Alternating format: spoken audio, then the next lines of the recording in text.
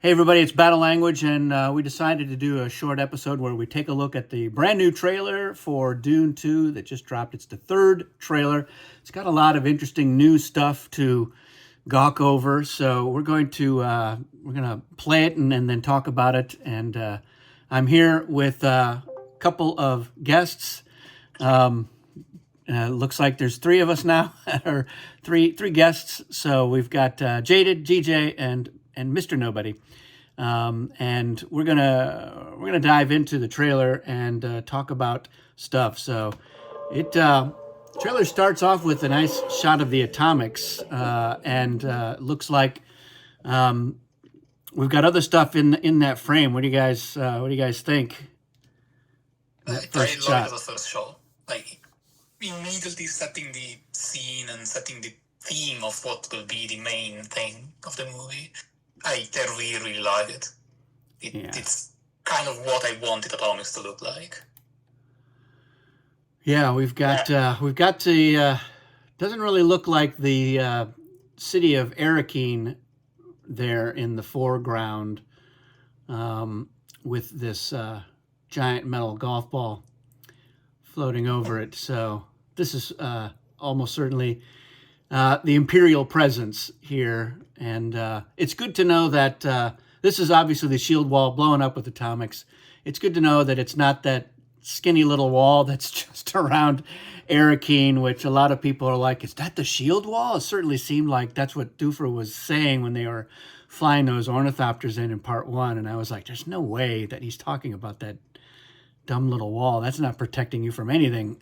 So worms smash right through that. So yeah, it's good to know that it's verified. I'm pretty sure it's verified that the shield wall is that giant mountain range that they actually fly over before they get to Arakeen. But it looks like this is Imperial Basin, right? This is what we're talking about, Imperial Basin. And yeah, so it's a nice big boom there. And according to the book, Paul is, they're looking down on Imperial Basin. He's supposed to be up there with some Fremen, and Gurney, right? Gurney's up there with him somewhere, presumably. Spoiler alert, but yeah. Then we get to Paul. They're telling him to get down. They don't want more deep, up so exposed. Yeah. So then he's waking up from a dream inside a nice still tent with Chani. Get the little thumper action visions. And we get these Sardaukar. That was something that caught my eye. Was looks like a bunch of Sardaukar in a line, trying to I don't know, do some kind of synchronized sword action there. Yeah, it clearly Sardaukar, because you can see some of the guys in the background have got the red. You can see the red stripes down the front. None of them are wearing helmets though, which is kind of interesting. They're all helmetless with these swords, and these are different swords than they look to me like different swords than the ones that they were using in the first movie. I could be wrong, but that's how it looks to me. So these are maybe some elite Sardaukar, and maybe they're either on Kaitain or they're in that Imperial structure or whatever it is. That we got Irulan with some kind of a scroll, certainly on Kaitain, because there's trees. There's trees in the background, and everybody's wearing like heavy cloaks, so they're not on Arrakis. Yeah, and you can see some banners in the background. They're red, probably some Imperial banners of some kind. Any thoughts, opinions, suspicions? What do we think that this message is? Could be pretty much anything, written on what looks like metal as well. So it's definitely not something, a little note that you send around. And the look of she has, as soon as she's done reading it, probably tells a lot of that it's either really important or not not the kind of news she was expecting or hoping for, probably. Yeah. Yeah, I mean, probably. I suspect it's probably like his Imperial spies or somebody like feeding him back information about like, hey, there's some information that the Baron has mistakenly given you, probably like whether or not Lady Jessica and or Paul are still alive, kind of thing. Mm-hmm. Yeah, because I mean, the rumors of what's going on the planet, like in the past decades. This is a scene that is clearly not in the book because we don't have any scenes with Princess Irulan in the book. She kind of shows up at the end and she's hanging out. But yeah, she doesn't have any of these strategy sessions with the Emperor or any machinations. It's a little bit closer to how the miniseries approached leveraging Irulan and making her more of an interesting and central character. So I approve. I think it's good. It gives us some more insight into the Imperial side of what's going on, because in the book, again, it's not until that very last chapter you get a little bit of insight from some of those beginning of chapter excerpts from Irulan's many books, her 12-book series on Muad'Dib, and I think that this is a better way to approach that. You know, like the Lynch movie, we had Irulan introduces us to Arrakis and folding space, and then she doesn't really have anything to do for the rest of that movie either. So yeah, she was, in my opinion, I think she was really good in the miniseries. She played a very interesting role. Like, her lines were really good. Her dialogue that she had with Feyd, that she had with Paul. So hopefully, if we get something maybe a little closer to that, because she turns out to be a very interesting character. Like, as you read further into the books, but yeah, in the original novel, yeah, it was very just like, oh, you're just sort of a placeholder for a political marriage kind of thing. Yeah. It could also be heavy speculation, but it could be also like an introduction to the character if there will ever be a Messiah movie. Yeah. Well, there was a news blurb that Denis Villeneuve said that the Part 3 script is almost done. So it seems that he's definitely intending to move forward, and this is, I think it's a foregone conclusion that Part 2 is going to be as big of a success as Part 1, possibly more so. I think in the intervening years, plenty of people who maybe didn't see it in the theater have seen Part 1, and they're almost certainly going to want to see Part 2. So I think it'll do well.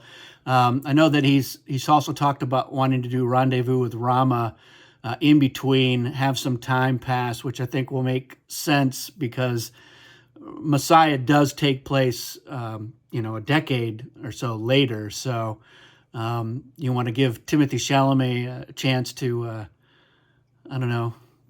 age a little. look like he's older than 20. So even though he is older than 20, it's one of those dilemmas where you're like, hey, we got an actor who looks younger to play a younger person. But you know what? He's still going to look younger. He doesn't just suddenly, now I look like I'm 30 years old. And so, yeah, whatever. But, maybe they'll have him grow a mustache and a beard and it won't look ridiculous. Although it's hard to picture right now. We'll have to wait and see. Maybe he gets a haircut. And we get into some interesting new stuff here in the trailer with...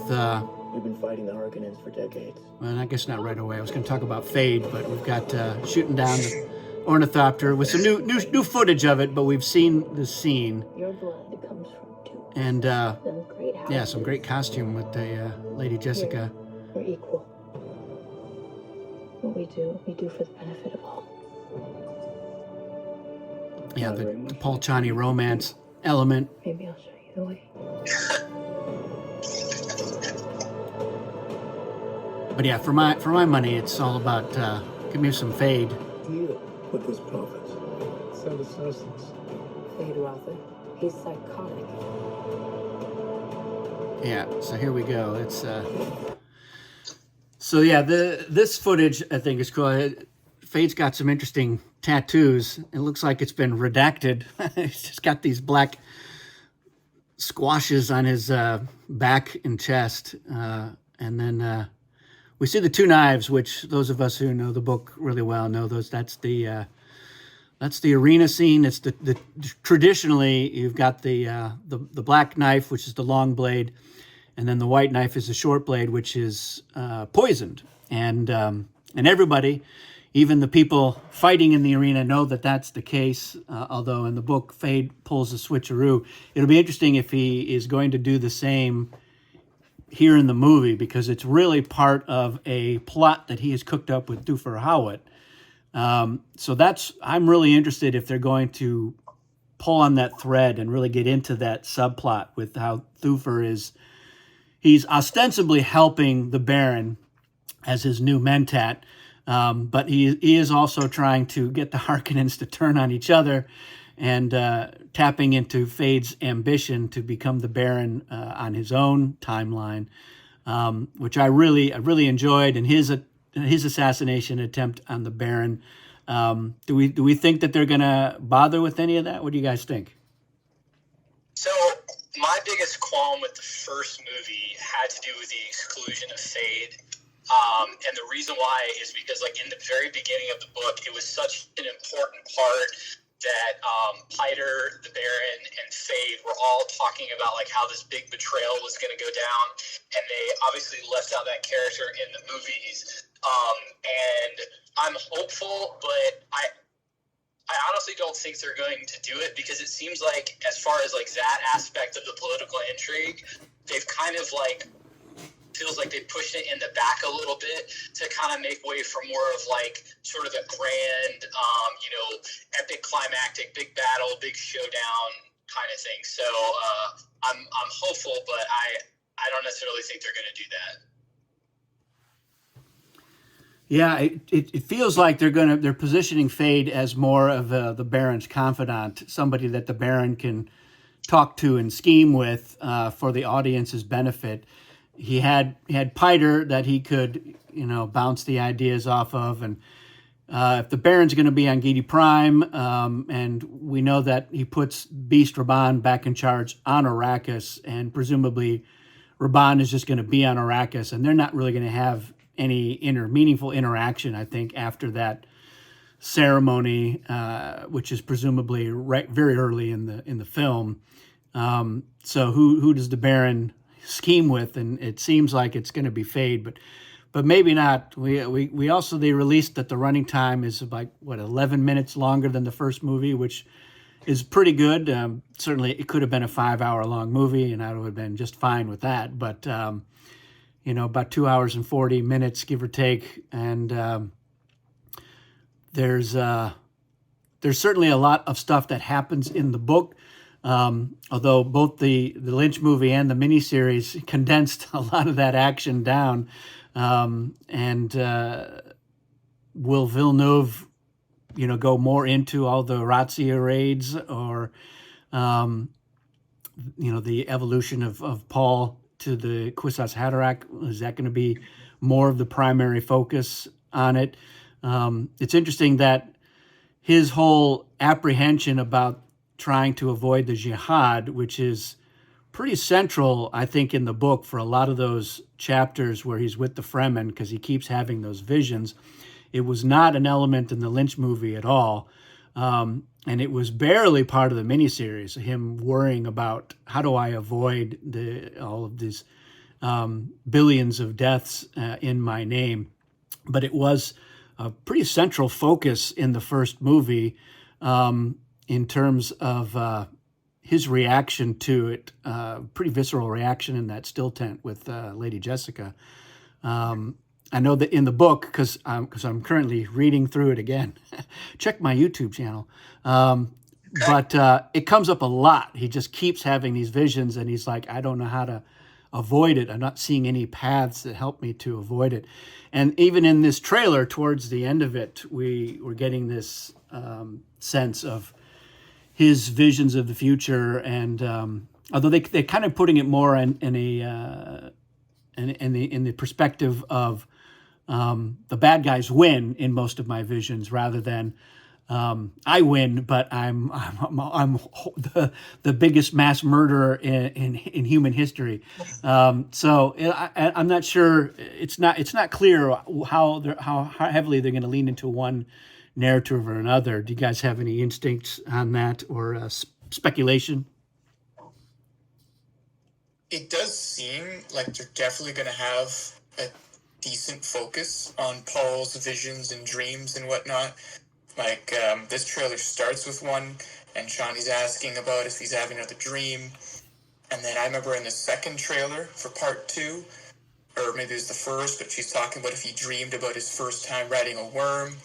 So I think there's definitely going to be recurring conversations between Paul and Shawnee about his dreams, and that's probably going to be the main device for them kind of deepening his character with that respect. Yeah. As opposed to taking the Lynch movie and just having the voiceovers.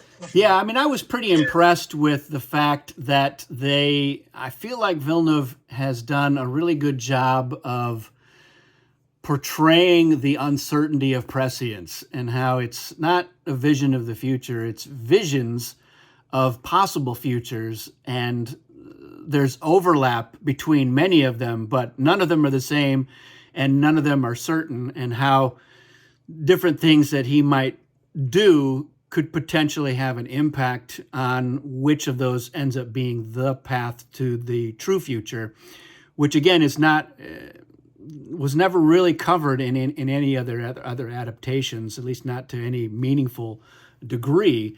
So I feel like they've been setting that up with the first movie, and it really, I think, it helps to, I think, put in perspective what the full power of the Kwisatz Haderach is going to be, because until he takes the water of life, he doesn't really unlock his full potential. I mean, that's a real turning point for him, and coming into his power. And like in the Lynch movie, he gets to the point where he says, like, everything is blocked, and I have to do this so I can see the path forward. But again, it was almost like a throwaway line in between montages, so it doesn't really strike home, I think, for the audience, and what it might mean to truly be the Kwisatz Haderach beyond "I can make it rain" here on Arrakis, which is really not. That is neither here nor there if you're reading the book. Let's look into this arena scene. Of course, one of my favorites in the book. It still kind of weirds me out that it's in black and white, but so then he's talking about the different futures, and then we get this money shot right here with the Sardaukar, and then a worm coming out of the dust and gloom, which is pretty epic. And then you're like, oh, it's not just one worm, it's a bunch of worms, and that was pretty awesome. I mean, I remember seeing the Lynch movie, and the worms come riding in, and even then, and as a teenager, going, "All right, this is okay. It's kind of cool. It's also kind of goofy in a little bit, and even in a miniseries, you want it to be this really grandiose and breathtaking, epic visual, but it never really quite." Knocked it out of the park, in my opinion. But I'm feeling very optimistic here, because that's a pretty sweet shot of those worms coming out, and the footage of the armies riding the worms looks really tight, in my opinion. What do you guys think? I love it. I really think it will hit in the right places when seen on the big screen. Like, just fully immersed in it, knowing what will happen if you've already read the books or know by other means. And you expect it, but I did not foresee something this big, and it will be quite an experience for sure. Yeah, those Sardaukar, they're running for their lives. Yeah. So one thing that kind of ties into to our last kind of pause discussion point is I've noticed that Villeneuve really focuses on two big things, at least like from the first film. The first thing that he focuses on is he focuses on like the severity of violence. So for example, like in the books, we don't really know exactly what the Sardaukar look like. We don't really know a lot about them. The only thing that we know are that they're basically like the best of the best troops. And when we get introduced to them in the first film, it's very much like this ritualistic, sort of blood sacrifice thing that they got going on to show like the failed initiates and, the guys that are left. And it's like, hey, welcome to the Brotherhood. Your reward is that you're alive, and we give you this, these cool uniforms, and here's your mark kind of thing. And the visions that Paul have also feel like it's a super big part of driving plot. Because you're right, because he had visions of him and Jameis becoming friends, and then what happens in the first film, he has to kill Jameis. He has all these other visions of meeting Chani. He, foresees like these big battles, but it's like nothing is ever like really set in stone. So the Worms, I think, was sort of like this epic, grand, like, hey, this kind of brings these two things together, right? It's like the legend of Lisan al-Gaib, coming to Arrakis and waging war against the Outlanders who have oppressed all of these people, with a combination of like, look, we've introduced these elite fighting force Sardaukar. Now these guys are going to come in and just give them a run for their money, just topple them to the ground, and this is what this grand epic climactic part of the movie is going to look and feel like. So yeah, I agree with GJ. I think this is going to be super awesome. Yeah, every Dune bone in my body just loves that shot of the Fremen on the back of the worm holding the Atreides flag and riding it to battle.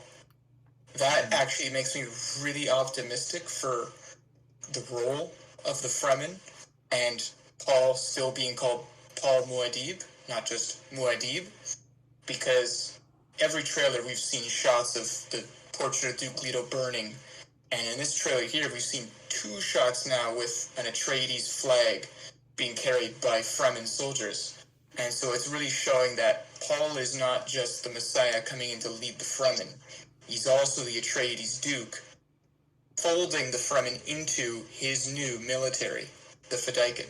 And I think that's a really perfect thing to draw focus to for the movie. Yeah.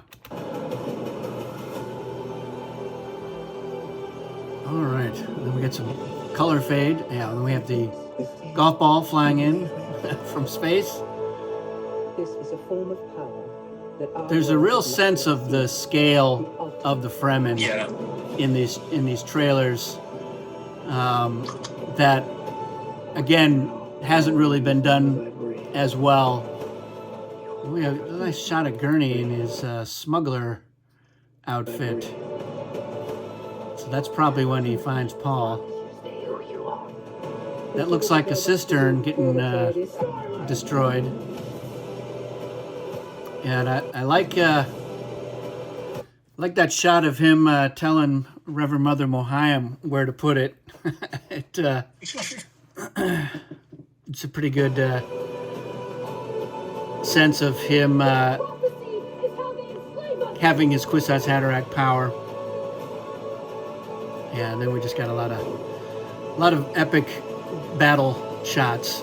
Ornithopters. This shot with the Fremen riding the war, but with the Atreides banner. Yeah. And I really like that it's not just hidden, it's like clearly in plain sight. That, yes, we are still Fremen riding the war, but we also do this under the Atreides guidance, and which is kind of the entire point of the entire plot of the second half.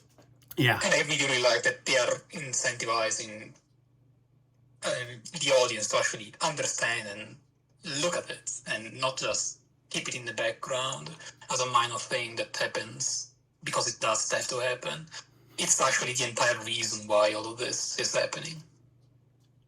I don't know if Frank Herbert intended for this to be part of the message. I mean, I'm sure he probably did, but it's almost like Paul's in this very tragic situation because it's like, on the one hand, he fulfills his father's dream, right? Like he finally attains desert power, and not only does he take, he takes the guise of Muad'Dib, this messianic figure, to these very deeply religious, people, the Fremen, but he's also able to take revenge on the houses and the individuals that were responsible directly for the death of his father.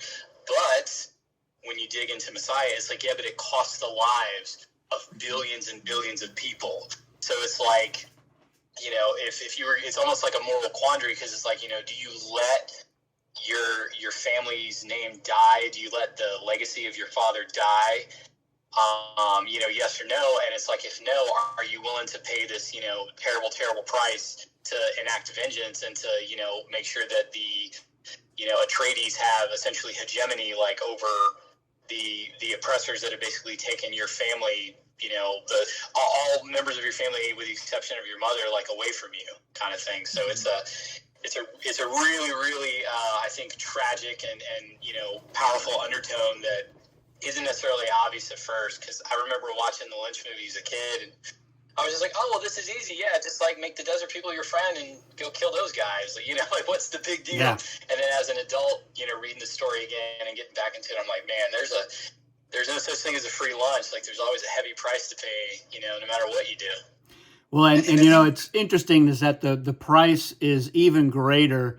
It's not just the billions of lives that are lost, but with Paul's ascension, it's really the beginning of the end of Fremen culture, and it's not immediate, but you start to get that sense. You've got some bitterness from the Fremen in Messiah, some of them actively rebelling against Muad'Dib, and then by Children of Dune, even Stilgar is feeling like he's a phony Fremen. He's just not even.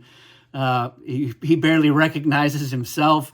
And he tries to, like, go off and hang out with the Nibes and rekindle some of that, but he gets pulled back into the political intrigue, which is something I'm sure he never imagined he'd be a part of ever. And then after Leto 2 basically takes over, that's it. The Fremen culture is kaput, and it's really an interesting bit of collateral damage as a result of all of this, because it fed into their dreams. They're like, oh great, yeah, we're going to transform Arrakis, we're going to turn it into a paradise, but what's the cost of that? And really, it's like, be careful what you wish for, kind of a sentiment. So it's interesting. I look forward to the movie. Fortunately, we're getting it 2 weeks earlier after 3 months later, kind of a turnaround. So we're like, 10 or 11 weeks away at this point, maybe 12, whatever. My math's not my strong suit, but not too long, which is great. So I look forward to it, and we'll have some more battle language discussions about the movie as we tear it apart, but then build it back up and praise it for all of its presumed excellence. So thanks for watching. We're going to end this one here, and we'll see you again soon.